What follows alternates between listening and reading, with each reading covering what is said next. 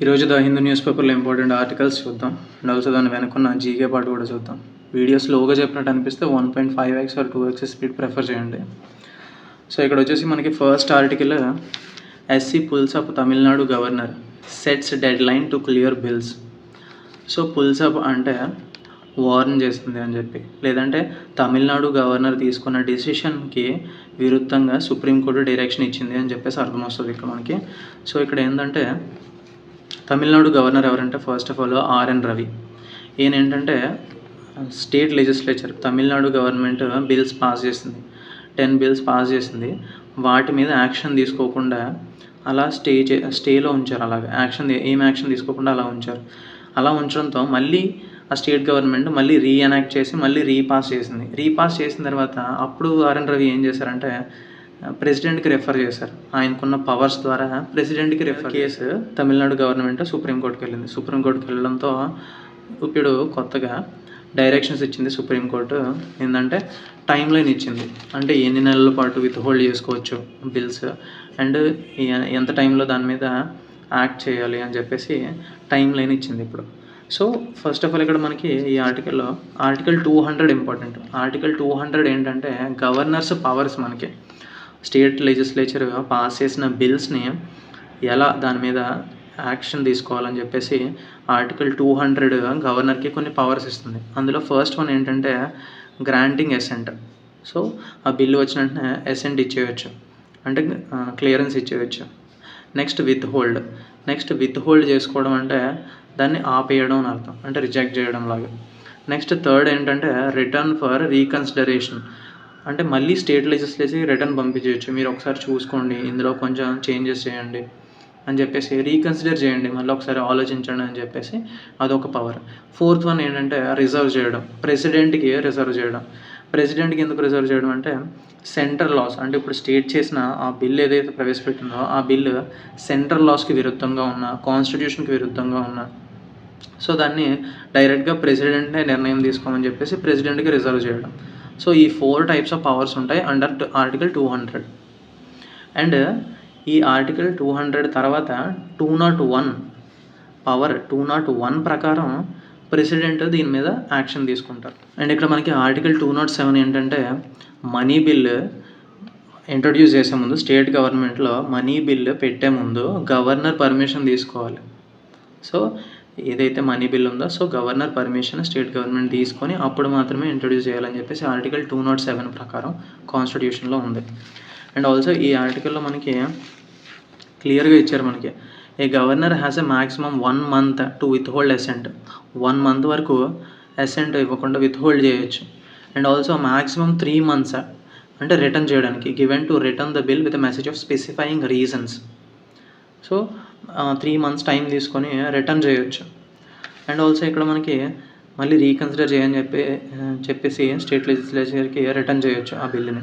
And ఇక్కడ మనకి 3 months reserve చేసుకోవచ్చు. ఎందుకు? ప్రెసిడెంట్కి పంపించడానికి ఒక 3 months టైంలో దాని మీద యాక్షన్ తీసుకోవాలంటే ప్రెసిడెంట్కి పంపించాలనుకుంటే 3 months ఉంచుకొని అప్పుడు పంపించవచ్చు ప్రెసిడెంట్కి.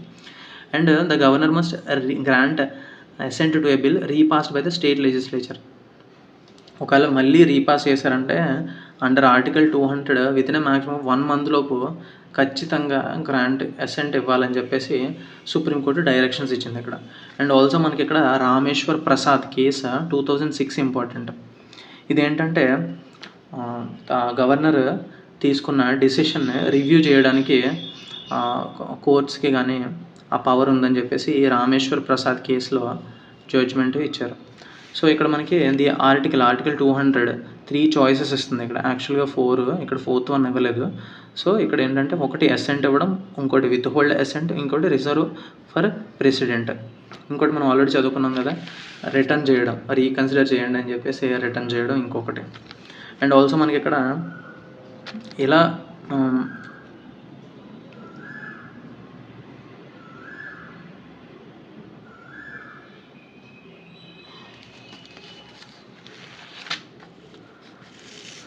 సో ఇక్కడ సో ఇక్కడ ఇది గవర్నర్కి కాన్స్టిట్యూషనల్ ఆబ్లిగేషన్, అంటే కాన్స్టిట్యూషన్ ఖచ్చితంగా కాన్స్టిట్యూషన్ ప్రకారం ఇందులో ఈ 4 పాయింట్స్లో ఉన్న ఏదో ఒక దాన్ని చూస్ చేసుకోవాలి with in a time bound manner అని చెప్పేసి సుప్రీంకోర్టు చెప్పింది. అంతేగాని పాకెట్ వీటో ప్రెసిడెంట్ దగ్గర ఉంటుంది. పాకెట్ వీటో అంటే దాని మీద ఏం యాక్షన్ తీసుకోకుండా అలా ఇండెఫినెట్ టైం ఉంచేసుకోవడం. సో ఆ పాకెట్ వీటో అనేది గవర్నర్కి ఉండదు, అది ఓన్లీ ప్రెసిడెంట్కి మాత్రమే ఉంటుంది. పాకెట్ వీటో పవర్ని ఎక్సర్సైజ్ చేయడానికి వీలు కాదు అని చెప్పేసి సుప్రీంకోర్టు చెప్పింది. అండ్ ఆల్సో మనకి ఇక్కడ ఈ ఆర్టికల్లో ఇంపార్టెంట్ మీనింగ్స్ కూడా చూద్దాం. సగాసియస్ అంటే క్లెవర్ అండ్ వైజ్. సగాసియస్ అంటే తెలివిగల. A governor is envisaged as a sagacious counsellor, అంటే తెలివిగల ఒక సలహాలు ఇచ్చే ఒక వ్యక్తి అని చెప్తున్నారు ఇక్కడ. అండ్ ఇక్కడ మనకి governor should act as a friend, guide and philosopher to the state, not a hindrance అంటే అవరోధం కింద ఉండకూడదు. ఒక ఫిలాసఫర్, ఒక ఫ్రెండ్, ఒక గైడ్ కింద ఉండాలి కాన్స్టిట్యూషన్కి కానీ స్టేట్కి కానీ కాన్స్టిట్యూషన్ ప్రిన్సిపల్స్ ఫాలో అవుతూ అని చెప్పేసి చెప్తున్నారు ఇక్కడ. అండ్ ఆల్సో మనకి ఇక్కడ ఎక్స్పీడియన్సీ మీనింగ్ ఇంపార్టెంట్. ఎక్స్పీడియన్సీ అంటే ప్రయోజనం, అంటే advantage.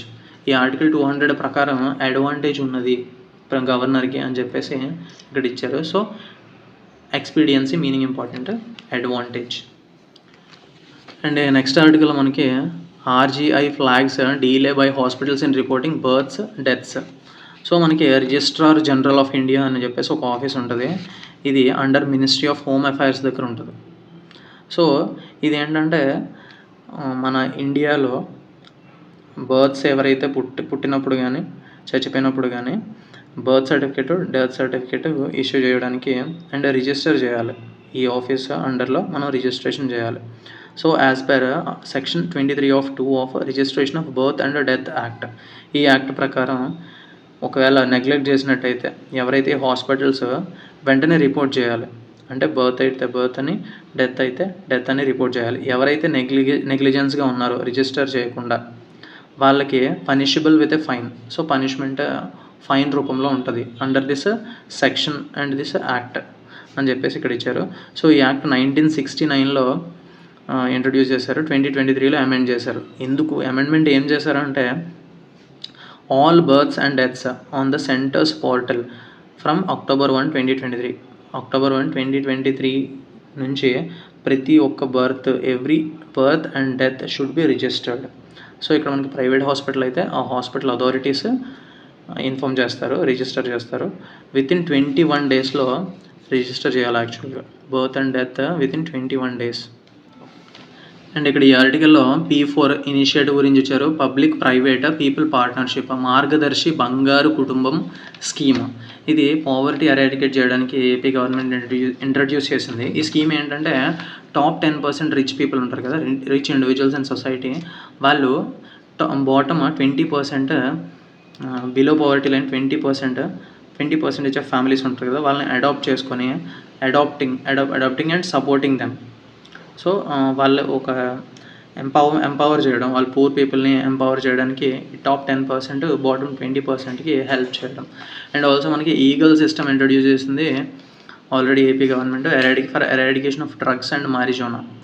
So and also addiction centres కూడా రన్ చేస్తుంది ఇన్ హాస్పిటల్. సో ఇటువంటి స్కీమ్స్ని రన్ చేస్తుంది ఏపీ గవర్నమెంట్. ఇక్కడ ఈ ఆర్టికల్లో awareness campaign on Manamitra to be launched on April 15. So Manamitra అనేది WhatsApp governance campaign from AP government. So WhatsApp ద్వారా గవర్నెన్స్ అందిస్తుంది. సో ఈ వాట్సాప్ ద్వారా మనకి certificates, birth certificate, death certificate using Aadhaar linked mobile number and also మనకి electricity bill, water bill, property taxes ఇవి pay చేయొచ్చు through WhatsApp. So and also tickets కూడా book చేసుకోవచ్చు, bus tickets, temple services reserve చేసుకోవచ్చు, and like TTD temples దగ్గర, major temples దగ్గర. So ఈ మనమిత్ర అనే వాట్సాప్ గవర్నెన్స్ గురించి అవేర్నెస్ క్యాంపెయిన్ లాంచ్ చేస్తుంది ఏపీ గవర్నమెంట్. ఆల్సో ఇక్కడ మనకి నెక్స్ట్ ఆర్టికల్లో Trump tariff to take effect from today, uncertainty looms over seafood exports. So already మనకి ట్రంప్ రెసిప్రోకల్ టారిఫ్స్ చేశారు కదా, సో అవి టుడే నుంచి అమల్లోకి వస్తున్నాయి. సో అన్సర్టైనిటీ ఉంది సీ ఫుడ్ ఎక్స్పోర్ట్స్లో. ఇది మేజర్గా ఏపీని ఎఫెక్ట్ చేస్తుంది, ఎందుకంటే 70% ఈ సీ ఫుడ్ ఎక్స్పోర్ట్స్ ఏపీఏ చేస్తుంది. అందులోనూ ష్రింప్ కల్టివేషన్ మేజర్లీ. ష్రింప్ అంటే it's a type of prawns అంటారు కదా, రొయ్యలు. సో ఆల్మోస్ట్ 70% ఎక్స్పోర్ట్స్ ఏపీ నుంచి వెళ్తాయి. Next West Bengal and Gujarat. So ఈ సీ ఫుడ్ ఎక్స్పోర్ట్స్ని రెగ్యులేట్ చేసేది, సో దాన్ని చూసుకునేది, సీ ఫుడ్ ఇండస్ట్రీని చూసుకునేది marine products export development authority. 1972లో ఎస్టాబ్లిష్ చేశారు దీన్ని, అండ్ దీని హెడ్ క్వార్టర్స్ కొచ్చిలో ఉంటుంది. సో ఇది సీ ఫుడ్ ఇండస్ట్రీని ఓవర్వ్యూ చేస్తూ ఉంటుంది. And also India is exporting food products, seafood products to more than 100 కంట్రీస్కి ఎక్స్పోర్ట్ చేస్తుంది ఇండియా. అండ్ ఆల్సో మనకి యూఎస్కి యూఎస్ ఇంపోర్ట్ చేసుకుంటుంది కదా సీ ఫుడ్ని, సో అందులో 40% షేర్ ఇండియా నుంచి వెళ్తుంది. సో ఈ రెసిప్రోకల్ టారిఫ్స్ అనేది మేజర్లీ సీ ఫుడ్ ఇండస్ట్రీకి మేజర్లీ ఎఫెక్ట్ అవుతుందని చెప్పేసి మనకి చూస్తున్నాం ఇక్కడ. అండ్ ఆల్సో మనకి India is trying for other revenues, అంటే కొత్త డెస్టినేషన్స్ చూస్తుంది. So South Korea, Russia, Singapore and other కంట్రీస్ని ఒకసారి ఫైండింగ్ న్యూ రెవెన్యూస్, అంటే కొత్త మార్గాలు, కొత్త కంట్రీస్ని చూస్తున్నారు ఎక్స్పోర్ట్ చేయడం. మనకి ఈ ఆర్టికల్లో Banu Mushtaq's Heart Lamp makes it to Booker shortlist, అంటే ఇంటర్నేషనల్ బూకర్ ప్రైజ్కి Banu Mushtaq's Kannada stories collection Heart Lamp అనే పేరుతో సో ఇది సెలెక్ట్ అయింది, షార్ట్ లిస్ట్ అయింది. సో ఫైనల్గా జస్ట్ షార్ట్ లిస్ట్ అయింది. సో ఫైనల్గా ఎవరు వినేయర్ అనేది కొన్ని రోజుల తర్వాత చెప్తారు. ఫస్ట్ ఆఫ్ ఆల్ ఇదైతే షార్ట్ లిస్ట్ అయింది హార్ట్ ల్యాంప్. అంటే ఇక్కడ ఈ ఎడిటోరియల్లో యాక్రిమోనీ, దీని మీనింగ్ ఇంపార్టెంట్. యాక్రిమోనీ అంటే బెటర్నెస్, దీని అదర్ సినోనిమే ర్యాంకోర్, ఎస్ఎస్సి ఎగ్జామ్స్కి ఇంపార్టెంట్. ఇక్కడ చూడండి, unions put aside months of acrimony. So దీర్ఘకాల అంటే వైరం అని అర్థం వస్తుంది ఇక్కడ, బెటర్నెస్, ర్యాంక్. ఎడిటోరియల్లో మనకి already BIMSTEC summit 6th summit బ్యాంకాక్లో జరుగుతుందని చెప్పేసి ప్రీవియస్ పేపర్లో మనం చూసాం, ప్రీవియస్ హిందూ అనాలిసిస్లో చూసాం. సో బిమ్స్టెక్ అంటే Bay of Bengal initiative for multi sectoral technical and economic cooperation. ఈ 6th సమ్మిట్ 7 నైబరింగ్ కంట్రీస్ని బ్యాంకాక్లో మీట్ అయ్యారు. సో అక్కడ నెగోషియేషన్స్ చేసుకున్నారు. అండ్ ఆల్సో మనకి ఇక్కడ దీని మీనింగ్ ఇంపార్టెంట్. స్టాసిస్ అంటే టైమ్ ఆఫ్ ఇన్యాక్టివిటీ, అంటే ఏ యాక్టివిటీ లేకుండా, no action. So stasis meaning important, inactivity, period of important. Atrophy అంటే విదర్ ఆర్ డీజనరేటర్. ఎట్రోఫీ అంటే BIMSTEC is not allowed to atrophy the same way as a SAARC did. ఎలా అయితే SAARC degenerate అయిపోయిందో, అంటే ఇప్పుడు ఏమీ పని చేయకుండా పోయిందో, అలానే బిమ్స్టెక్ అవ్వకూడదు అని చెప్పేసి ఇక్కడ ఇచ్చారు. సో ఎట్రోఫీ మీనింగ్ ఏంటంటే ఇద్దర్ డీజనరేట్, వెరీ ఇంపార్టెంట్. ఇక్కడ మనకి వెరీ ఇంపార్టెంట్ ఎడిటోరియల్ వచ్చింది, చాలా important. Gradual transformation of the home ministry, అంటే హోమ్ మినిస్ట్రీ గురించి వచ్చింది. ఈ మినిస్ట్రీ ఎలా ట్రాన్స్ఫార్మ్ అవుతుంది, ఎలా ట్రాన్స్ఫార్మ్ అయ్యింది అని చెప్పేసి ఈ ఎడిటోరియల్ ఇచ్చారు. వీలైతే కంప్లీట్ ఎడిటోరియల్ ఇంపార్టెంట్, చదవడానికి ట్రై చేయండి. సో ఇక్కడ మనకి హోమ్ మినిస్ట్రీ జనరల్గా ఏం చేస్తుందంటే, క్రైసిస్ ఏమన్నా వస్తాయి, అంటే డిజాస్టర్స్ ఏమైనా జరిగితే, లేదంటే కాన్ఫ్లిక్ట్స్ జరిగిన, లా అండ్ ఆర్డర్ని రీస్టోర్ చేయడానికి, ఇటువంటి వాటికి రెస్పాండ్ అవుతుంటుంది హోమ్ మినిస్ట్రీ. సో యాక్చువల్లీ ఈ విషయాలు జరిగిన తర్వాత రెస్పాండ్ అవుతూ ఉంటుంది.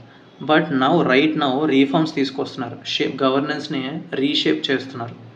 సో అంటే క్రైసిస్ వచ్చిన తర్వాత రెస్పాండ్ అవ్వకుండా, క్రైసిస్ రాకుండా అంటే ప్రివెన్షన్ స్ట్రాటజీస్ని ఎక్కువ ఫాలో అవుతున్నారు. సో ఆ విధంగా రీఫార్మ్స్ తీసుకొస్తుంది హోమ్ మినిస్ట్రీ, తీసుకొచ్చింది కూడా అని చెప్పేసి ఈ ఆర్టికల్లో చెప్తున్నారు. సో ఇక్కడ reform, perform and transform. So prime minister Modi గారు మాట్లాడినట్టు అలానే హోమ్ మినిస్ట్రీ మార్పు చెందుతుంది అని చెప్తున్నారు. Traditionally seen as crisis ministry, crisis అంటే క్రైసిస్ వచ్చిన సమయంలోనే హోమ్ మినిస్ట్రీ పనిచేస్తుంది అని చెప్పేసి చూసేవాళ్ళు ఇంతకుముందు. కానీ ఇప్పుడు స్టెప్పింగ్ ఇన్, ఎప్పుడంటే రైట్స్ జరిగినప్పుడు, ఇన్సర్జెన్సీస్, గవర్నెన్స్ ఫెయిల్యూర్ అయినప్పుడు, ఇలాంటి క్రైసిస్ వచ్చినప్పుడు మాత్రమే మినిస్ట్రీ ఆఫ్ హోమ్ అఫైర్స్ రంగంలోకి దిగుతుంది అని చెప్పేసి ప్రీవియస్గా ఉండేది. కానీ ఇప్పుడు రియాక్టివ్ కన్నా ఇట్స్ ఇంటర్వెన్షన్స్ మోస్ట్లీ రియాక్టివ్, అంటే ఏదైనా జరిగినప్పుడు రియాక్షన్. సో అన్రెస్ట్ని ట్యాకిల్ చేయడానికి, రాదర్ దాన్ ఇన్స్టిట్యూషనల్ రీఫార్మ్స్, యాక్చువల్గా స్ట్రక్చరల్ రీఫార్మ్స్, అంటే అవి జరగకముందే ఒక మంచి రీఫార్మ్స్ తీసుకొచ్చి పనిచేసే విధంగా ప్రస్తుతం మారింది అని చెప్తున్నారు ఇక్కడ. ఏ న్యూ ఫోకస్ అని చెప్పేసి ఇక్కడ ఇచ్చారు. ఈ న్యూ ఫోకస్ అంటే క్రైసిస్ రెస్పాన్స్ నుంచి building A structured security architecture. And also ప్రస్తుతం ఇది దేని మీద ఫోకస్ చేస్తుందంటే స్ట్రెంథనింగ్ కౌంటర్ టెర్రర్ లాస్ మీద, అండ్ ఏజెన్సీస్ని మోడర్నైజ్ చేస్తుంది. అండ్ ఆల్సో టెక్నాలజీ అడాప్ట్ చేసుకుంటుంది, అండ్ ఆల్సో ఇంటెలిజెన్స్ని ఇంప్రూవ్ చేసుకుంటుంది. So and also MHA is the backbone of India's internal security and federal governance. Of course, it's a backbone. And law and order first బాగుంటేనే మిగతా అన్ని సక్రమంగా work చేస్తాయి కాబట్టి MHA is the backbone. And also MHA integrates security and governance. And also critical pillar of national stability. National స్టెబిలిటీకి important pillar వచ్చేసి ministry of home affairs. ఇది Indian constitution powers ఇచ్చింది మినిస్ట్రీ ఆఫ్ హోమ్ అఫైర్స్కి. ఏ articles ద్వారా అంటే article 355, 256 and 356. So article 355 ఏంటో చూద్దాం. ఆర్టికల్ 355 ఏంటంటే యూనియన్ గవర్నమెంట్ స్టేట్ గవర్నమెంట్స్ని ప్రొటెక్ట్ చేయాలి ఫ్రమ్ ఎక్స్టర్నల్ అగ్రెషన్ కానీ, ఇంటర్నల్గా డిస్టర్బెన్స్ జరిగినా కానీ యూనియన్ గవర్నమెంట్ ప్రొటెక్ట్ చేయాలి. సో ఆ రైట్ ఎవరికి ఉంటుందంటే మినిస్ట్రీ ఆఫ్ హోమ్ అఫైర్స్ చూసుకుంటుంది అది. అండ్ ఆల్సో ఆర్టికల్ 256 ఏంటంటే స్టేట్స్ ఎగ్జిక్యూటివ్ పవర్. స్టేట్స్ వాటికి ఉన్న executive power in line with central లాస్ని కాంప్లైన్స్ చేసుకుంటా, కాన్స్టిట్యూషన్ని ఫాలో అవ్వకుండా మాత్రమే పనిచేయాలి states executive power. And also article 356 ఏంటంటే ప్రెసిడెంట్స్ రూల్. సో మనకి ఎమర్జెన్సీ వచ్చినప్పుడు, ఎమర్జెన్సీ అనేది పార్ట్ 18లో ఉంటుంది కాన్స్టిట్యూషన్లో, పార్ట్ 18. అందులో 3 టైప్స్ ఆఫ్ ఎమర్జెన్సీస్ ఉంటాయి. ఒకటి 352 నేషనల్ ఎమర్జెన్సీ, 356 ప్రెసిడెంట్స్ రూల్, 360 ఏంటంటే ఫినాన్షియల్ ఎమర్జెన్సీ. సో ఇవి ఇంపార్టెంట్. ఇది ఏ పార్ట్లో ఉంటుంది ఎమర్జెన్సీ ప్రొవిజన్స్ అనేది కూడా ఇంపార్టెంట్, పార్ట్ 18. అండ్ ఆల్సో ఇక్కడ మనకి rise of terrorism and insurgency. So 1980sలో ఈ టెర్రరిజం పెరిగిపోవడం వల్ల సెక్యూరిటీ మీద ఎక్కువ స్పెండ్ చేయడం స్టార్ట్ చేసింది గవర్నమెంట్. అండ్ ఆల్సో పంజాబ్లో మిలిటెన్సీ ఎక్కువగా ఉండడం వల్ల, అండ్ ఆల్సో కాశ్మీర్లో టెర్రరిజం, అండ్ ఆల్సో ఈ ఛత్తీస్గఢ్, ఒడిశా ఈ స్టేట్స్లో మావోయిస్ట్ వైలెన్స్ కూడా పెరిగిపోవడం. And also CAPFs, central armed police forces. So ఇవేంటంటే Assam rifles, BSF border security force, CISF central industrial security force, CRPF, ITBP, so national security guards, and also SSB. So ఇవన్నీ central armed police forces. ఇవి ఏంటంటే under the ministry of home affairs పనిచేస్తాయి. ఇవి యాక్చువల్గా ఇవి defence ministry అనుకుంటారు, defence ministry కాదు, home ministry అండర్లో పనిచేస్తాయి ఈ central armed police forces. So వీటిని అప్పుడప్పుడు స్టేట్ గవర్నమెంట్స్ యూజ్ చేసుకుంటూ ఉంటాయి. ఏమన్నా అల్లర్లు జరిగినట్టయితే సో సెంటర్ని అడుగుతాయి, ఈ ఫోర్సెస్ని ఇక్కడ డిప్లాయ్ చేయండి, సో ఇక్కడ రైట్స్ జరుగుతున్నాయి అని చెప్పేసి స్టేట్ గవర్నమెంట్ హెల్ప్ తీసుకుంటుంది. అండ్ ఆల్సో మనకి 1970s, 80sలో ఇండస్ట్రియల్ అన్రెస్ట్ జరగడం వల్ల సిఐఎస్ఎఫ్ని ఎస్టాబ్లిష్ చేశారు. సో అండ్ ఆల్సో స్ట్రైక్స్ని మేనేజ్ చేయడానికి, ఇండస్ట్రీస్ దగ్గర స్ట్రైక్స్ అవి జరుగుతుంటాయి కదా, వాటిని కాపాడడానికి, పర్టికులర్లీ వెస్ట్ బెంగాల్, కేరళ ఇటు రాష్ట్రాల్లో జరిగేవి. సో వాటిని కంట్రోల్ చేయడానికి సిఐఎస్ఎఫ్ని క్రియేట్ చేశారు అని చెప్తున్నారు. అండ్ ఆల్సో మనకి next administrative restructuring. North east affairs and department of justice separate చేస్తారు మినిస్ట్రీ ఆఫ్ హోమ్ అఫైర్స్ నుంచి. అండ్ ఆల్సో డిజాస్టర్ మేనేజ్మెంట్ని నార్కోటిక్ కంట్రోల్ బ్యూరో, ఈ రెండింటిని యాడ్ చేశారు మినిస్ట్రీ ఆఫ్ హోమ్ అఫైర్స్కి. సో ప్రీవియస్లీ ఇంతకుముందు ఏంటంటే ministry of home affairs mostly 3 hotspots దగ్గర ఎక్కువ ఫోకస్ పెట్టేది. ఒకటి కాశ్మీర్లోని, and also north east insurgency, north east స్టేట్స్లోని, అండ్ ఆల్సో సెంట్రల్ ఇండియాలో అంటే నక్సల్ ఎఫెక్టెడ్ ఏరియాస్లో. ఈ 3 మేజర్ హాట్స్పాట్స్ మీదే కాన్సన్ట్రేట్ చేసేది. సో దానివల్ల మిగతా ఏరియాస్ ఆఫ్ థింగ్స్కి ఫోకస్ పెట్టడానికి ఉండేది కాదు. సో ఇప్పుడు మాత్రం ఇన్సర్జెన్సీ మీద, టెర్రరిజం మీద, బోర్డర్ సెక్యూరిటీ మీద, అండ్ ఆల్సో పోలీస్ మోడర్నైజ్ చేయడం, and also agency coordination, narcotics control అంటే డ్రగ్స్ కంట్రోల్లో పెట్టడానికి టెక్నాలజీని అడాప్ట్ చేసుకుంటుంది, డిజాస్టర్ మేనేజ్మెంట్, ఫెడరల్ గవర్నెన్స్, వీటికి ఎక్కువ అటెన్షన్ ఇస్తుంది అని చెప్తున్నారు.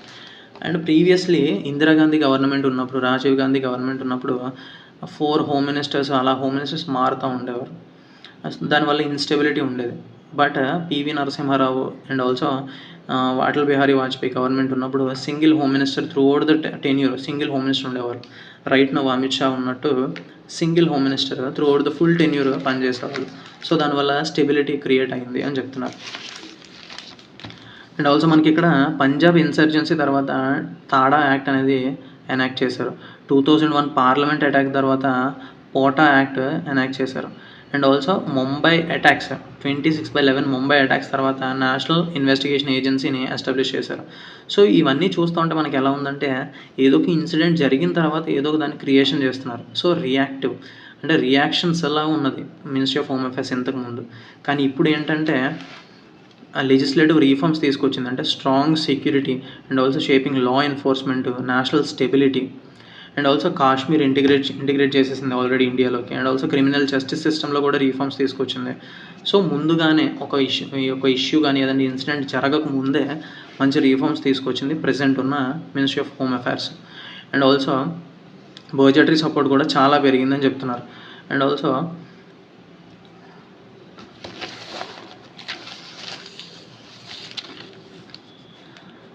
అండ్ ఆల్సో రీసెంట్లీ ఎన్ఐఏ యాక్ట్ని అమెండ్ చేశారు. And UAPA unlawful activities prevention act దీన్ని కూడా అమెండ్ చేశారు. సో టెర్రరిజంకి డెఫినేషన్ అనేది క్లియర్గా ఇచ్చారు.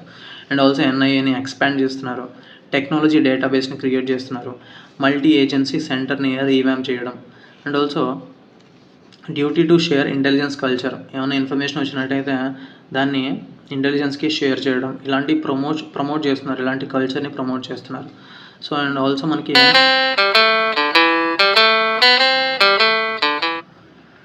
అండ్ ఆల్సో ఇక్కడ మనకి క్రిమినల్ జస్టిస్ సిస్టమ్స్ రీఫార్మ్ కూడా చేశారు.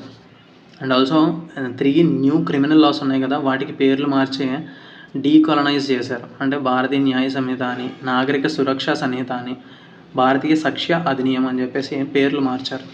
And also national forensic sciences యూనివర్సిటీని ఎస్టాబ్లిష్ చేశారు. And also crime and criminal tracking network and systems CCTNS police స్టేషన్స్తో ఇంటిగ్రేట్ చేశారు. అంటే CCTV cameras and also forensics ల్యాబొరేటరీస్ని, ఇన్వెస్టిగేషన్ని వాటి నుంచి సెపరేట్ చేసి సో సింగిల్ పాయింట్ ఫోకస్ అనేది పెంచారు. అండ్ ఆల్సో 2019లో first time MHA budget 1 lakh crore cross చేసింది. ప్రజెంట్ 2.33 lakh crore అలాట్ చేశారు. అండ్ ఆల్సో ఆర్మ్డ్ ఫోర్సెస్ గురించి చదువుకున్నాం కదా, సెంట్రల్ పారామిలిటరీ ఫోర్సెస్, వీటికి 2013-14 టైంలో 38,000 ఉండేది crores, present near to 1 lakh crores ఉంది 24-25.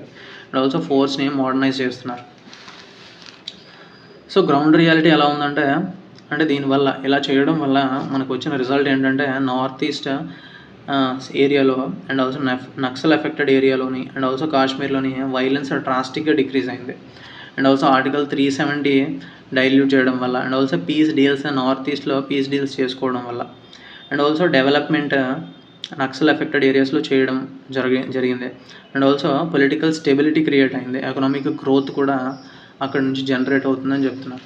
అండ్ ఆల్సో ఇందాక మనం చదువుకున్నాం కదా హాట్స్పాట్స్, మేజర్ హాట్స్పాట్స్, అక్కడ 70% decline in violence. And also కాశ్మీర్లో స్టోన్ పెల్టింగ్ జరిగేది, అంటే రాళ్ళు విసిరేసేవారు, అలాంటి ఇన్సిడెంట్స్ ఎక్కువ జరిగేవి. సో అది కూడా చాలా వరకు తగ్గింది. అండ్ ఆల్సో ఇన్సర్జెన్సీ కూడా తగ్గింది నార్త్ ఈస్ట్లో. సో నక్సల్ ఏరియాస్లో సోషల్ ట్రాన్స్ఫర్మేషన్ జరుగుతుండడం కూడా జరిగింది. సో ఇది మనకి ప్రస్తుతం ministry of home affairs crisis response body నుంచి స్ట్రక్చర్డ్ ప్రోయాక్టివ్ ఇన్స్టిట్యూషన్ కింద మారింది. రియాక్ట్ అయ్యే స్టేజ్ నుంచి ప్రస్తుతం స్ట్రాటజిక్ రీఫార్మ్స్ తీసుకొచ్చే విధంగా అది మారింది అని చెప్పేసి ట్రాన్స్ఫర్మేషన్ ఆఫ్ హోమ్ మినిస్ట్రీ అని చెప్పేసి ఒక బ్యూటిఫుల్ ఆర్టికల్ ఇచ్చారు. కంప్లీట్గా చదివితే ఒక మంచి పర్స్పెక్టివ్ అనేది మినిస్ట్రీ ఆఫ్ హోమ్ అఫైర్స్ మీద. Editorial strengthening enforcement of judicial orders.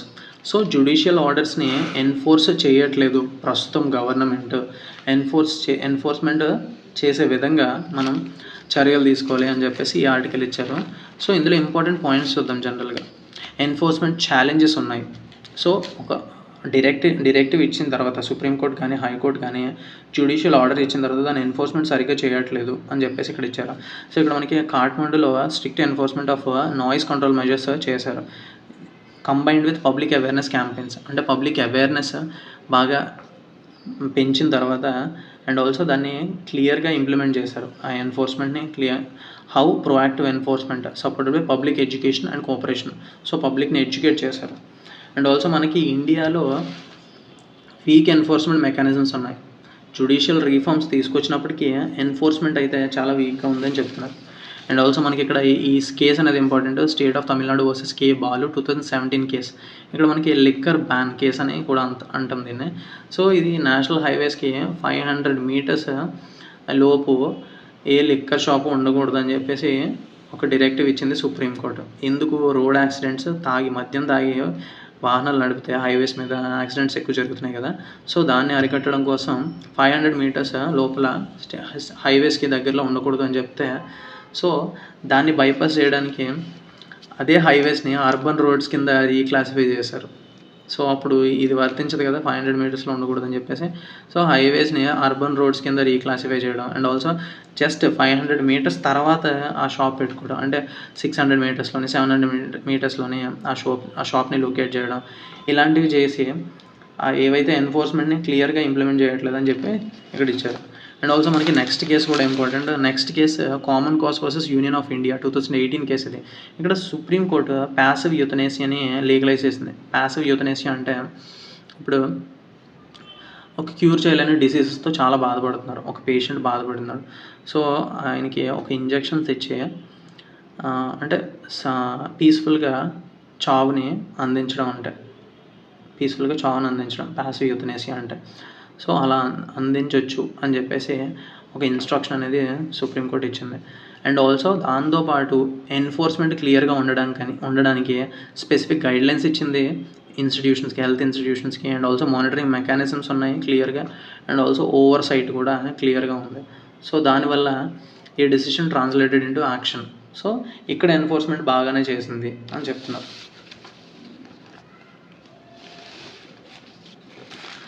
So ఇక్కడ మనకి ఎన్ఫోర్స్మెంట్ క్లియర్గా ఉండాలంటే ఒక ఆఫీసర్ని గవర్నమెంట్ తరపు నుంచి అపాయింట్ చేయాలి. ఆయన ఎప్పుడు రివ్యూ చేస్తూ ఉండాలి. అండ్ ఆల్సో అక్కడ ఆర్డర్స్ని కరెక్ట్గా ఎగ్జిక్యూట్ చేస్తున్నారా, కంప్లైంట్స్ జరుగుతుందా, రెగ్యులర్గా ఆడిట్ చేయడం, రిపోర్ట్ చేయడం, స్పెసిఫిక్గా ఒక ఆఫీసర్ని ఇంప్లిమెంట్ చేయాలి ఎన్ఫోర్స్మెంట్ కోసం అని చెప్పేసి ఇక్కడ ఇచ్చారు సొల్యూషన్.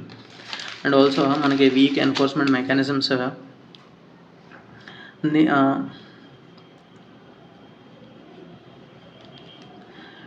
అండ్ ఆల్సో మనకి tech driven monitoring, clear accountability framework, fostering public engagement, పబ్లిక్ని ఎంగేజ్ చేయాలి, టెక్నాలజీని ఇంటిగ్రేట్ చేసి ఈ ఎన్ఫోర్స్మెంట్ని క్లియర్గా ఇంప్లిమెంట్ చేస్తే ఇంటర్ ఏజెన్సీ కోఆర్డినేషన్ కూడా ఉండాలి. అండ్ ఆల్సో అలా చేసినట్టయితే జ్యుడిషియల్ ఆర్డర్స్ ఏవైతే ఉన్నాయో అవి టాంజిబుల్ రియల్ వరల్డ్ అవుట్కమ్స్ కింద బయటకు వస్తాయని చెప్పేసి ఈ ఆర్టికల్లో ఇచ్చారు. ఆల్రెడీ దీని గురించి మనం మెయిన్ పేజ్లో చదువుకున్నాం, ఎస్సీ వర్డిక్ట్ గురించి.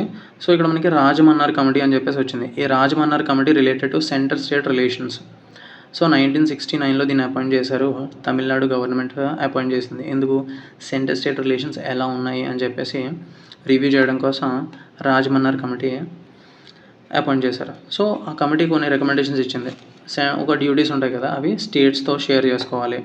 ట్యాక్సెస్ ఏవైతే సెంటర్ ఇస్తుందో అవి స్టేట్స్తో షేర్ చేసుకోవాలని చెప్పి. అండ్ ఆల్సో రెవెన్యూస్ని డిస్ట్రిబ్యూషన్ ఎక్కువగా చేయాలి స్టేట్స్కి. అండ్ ఆల్సో ఇంటర్ స్టేట్ కౌన్సిల్ని ఎస్టాబ్లిష్ చేయాలి కోఆర్డినేషన్ కోసం, స్టేట్స్ మధ్య కోఆర్డినేషన్ కోసం. అండ్ ఆల్సో యూనియన్ లిస్ట్లో ఉన్న కొన్ని సబ్జెక్ట్స్ స్టేట్ లిస్ట్లోకి మార్చాలి. అండ్ ఆల్సో ఏదైనా ఒక లా చేసే ముందు అది స్టేట్స్కి ఎఫెక్ట్ చేసేటట్టు అయితే ముందుగానే స్టేట్స్తో డిస్కస్ చేయాలి అని చెప్పేసి ఇటువంటి రికమెండేషన్స్ ఇచ్చింది Rajamannar committee related to centre state relations. Important committee ఇది. అండ్ ఆల్సో ఇక్కడ మనకి రాజేంద్ర చోళ గురించి వచ్చింది. రాజేంద్ర చోళ అంటే he is the Chola empire, greatest Chola empire. ఈయనకి ఇంకో పేరే గంగైకొండ చోళ అని కూడా పిలుస్తాం ఈయన్ని. అండ్ ఆల్సో మనకి నెక్స్ట్ ఇక్కడ నరసింహన్ వర్మన్ అని చెప్పి వచ్చింది. ఈయన పల్లవ ఎంపరర్, ఈయన మామల్లాపురం. ఈయనకి ఇంకో పేరు అంటే ద గ్రేట్ మామల్లా అని కూడా పిలుస్తారు. సో ఈ మామల్లాపురం అని చెప్పి ఈయన మామల్లాపురం సిటీని కంప్లీట్ చేసింది ఈయన ఫాదర్ స్టార్ట్ చేశారు కానీ కంప్లీట్ చేసింది ఈయన మామల్లాపురం. అండ్ ఆల్సో ఈయన వాటాపి కొండ అని చెప్పేసి బిరుదు కూడా ఉంది. కదా టెంపుల్ బిల్డ్ చేసింది కూడా ఈయన, కన్స్ట్రక్ట్ చేసింది ఈయన. And also Hiuen song, Chinese pilgrimage, Chinese traveller. ఈయన కంచి, పల్లవస క్యాపిటల్ కంచిని విజిట్ చేసింది నరసింహవర్మన్ 1 టైంలోనే విజిట్ చేశారు. ఇది ఎస్ఎస్సికి ఇంపార్టెంట్. ఇక్కడ ఆర్టికల్ 168 గురించి వచ్చింది. ఆర్టికల్ 168 ఏంటంటే governor was part of state legislature అని క్లియర్గా చెప్తుంది. Governor is part of state legislature. So article 160. ఇక్కడ మనకి క్యావియట్ అనేది ఇంపార్టెంట్, మీనింగ్ ఇంపార్టెంట్. క్యావియట్ అంటే let him be aware. So caveat meaning important అంటే ముందుగానే తెలియజేయడం. క్యావియట్ పిటిషన్ అని చెప్పేసి ఉంటుంది. So centre files caveat in SC as Waqf act faces legal test. So మీరు ఏదైనా డిసిషన్ తీసుకునే ముందు సెంటర్ ఫైల్ చేసింది క్యావియట్ని సుప్రీంకోర్టులో. సుప్రీంకోర్టు ఏమంటే వక్ఫ్ యాక్ట్లో మీరు ఏదైనా డిసిషన్ తీసుకున్నట్టయితే ముందుగానే మేము అందులో స్టేక్ హోల్డర్స్ మాకు ఒక ఇన్ఫర్మేషన్ కావాలి, ఇంటిమేట్ చేయాలని చెప్పేసి ఈ క్యావియట్ అనేది సెంటర్ ఫైల్ చేసి. మనకి నర్మదా బచావో ఆందోళన లీడర్ ఎవరంటే మేధా పాట్కర్. ఈ ఆందోళన ఏంటంటే నర్మదా నది మీద ఆనకట్టలు కట్టకూడదు, బ్రిడ్జ్ కట్టకూడదు అని చెప్పేసి అప్పట్లో నర్మదా బచావో, నర్మదాని రక్షించండి అని చెప్పేసి ఒక ఆందోళన జరిగింది. సో దాని లీడర్ మేధా పాట్కర్. అంతవరకు important. And Kerala chief minister Pinarayi Vijayan and governor వచ్చేసి రాజేంద్ర ఆర్లేకర్. అండ్ ఇక్కడ మనకి Jammu Kashmir chief minister Omar Abdullah and also lieutenant governor Manoj Sinha. Supernumerary post అంటే దీని definition important. Supernumerary post అంటే temporary position created to accommodate an employee who is entitled to a regular post that is currently unavailable. ప్రస్తుతం ఆ post లేదు, regular post లేదు, కానీ ఒక temporary position create చేస్తారు. అంటే టీచింగ్ చేయడానికి. ఫర్ ఎగ్జాంపుల్ టెంపరరీ టీచర్ లాగా. సో దాన్నే సూపర్ న్యూమరరీ పోస్ట్ అంటారు. అదొక టెంపరరీ పొజిషన్. ముద్ర గురించి వచ్చింది. ముద్ర అంటే micro units development and refinancing agency. So ఈ ముద్ర స్కీమ్ ప్రధానమంత్రి Mudra Yojana. So 10th anniversary complete చేసుకుంటుంది. April 8, 2015లో దీన్ని స్టార్ట్ చేశారు. సో ఇది 10 years కంప్లీట్ చేసుకుంటుంది. సో దీని అండర్లో మనకి లోన్స్ ఇస్తారు. అప్ టు 20 lakhs వరకు లోన్స్ ఇస్తారు. దాన్ని రీవ్యాంప్ చేశారు. ఇప్పుడు రీసెంట్లీ మన బడ్జెట్లో లిమిట్ అనేది రీవ్యాంప్ చేశారు. 3 types ఆఫ్ లోన్స్ ఉంటాయి. శిశు, కిషోర్, తరుణ్ అని చెప్పేసి. అంటే small, medium, big loans. So Shishu, Kishore, Tarun loans are given under Mudra Yojana. So ఇక్కడ మనకి లానినా వీక్ అని చెప్పేసి ఇచ్చారు. లానినా అంటే ఏంటంటే లిటిల్ గర్ల్. స్పానిష్ భాషలో లిటిల్ గర్ల్ అని అర్థం. లానినా, ఎల్నినో, లానినా అని చెప్పేసి రెండు. సో ఇక్కడ లానినా అంటే cooling effect in the central equatorial Pacific. అక్కడ వాటర్స్ కూల్ డౌన్ అవ్వడం వల్ల ఇండియాలో మాన్సూన్ వెరీ హెవీగా ఉంటుంది. అంటే అబోవ్ నార్మల్ మాన్సూన్ అనేది ఉంటుంది లానినా ఒకలో ఉన్నట్టయితే. అండ్ ఆల్సో దీని ఇంపాక్ట్ ఏంటంటే ఆస్ట్రేలియాలో కూడా ఫ్లడ్స్ టైప్లో ఎక్కువ వర్షాలు పడతాయి. సో ఈ లానినా ఉండడం వల్ల ఇండియాకి బెనిఫిట్, రెయిన్ఫాల్ ఎక్కువగా వస్తుంది. సో రెయిన్ఫాల్ ఎక్కువ ఉండడం వల్ల అగ్రికల్చర్కి అది ఒక మేజర్ అసెట్. ఇక్కడ మ్యానిక్ మండే. మ్యానిక్ అంటే మ్యాడ్, ఇన్సేన్ అనే మీనింగ్ వస్తుంది. Manic. So manic meaning important. Mad or insane. So ఇక్కడ మనకి government notifies 22,919 crore SOP scheme for electronic parts. So ఈ స్కీమ్ అనేది important. Electronics component manufacturing scheme ఇది. 6 year long ఇది. So ఇది electronics and information technology notify చేసింది.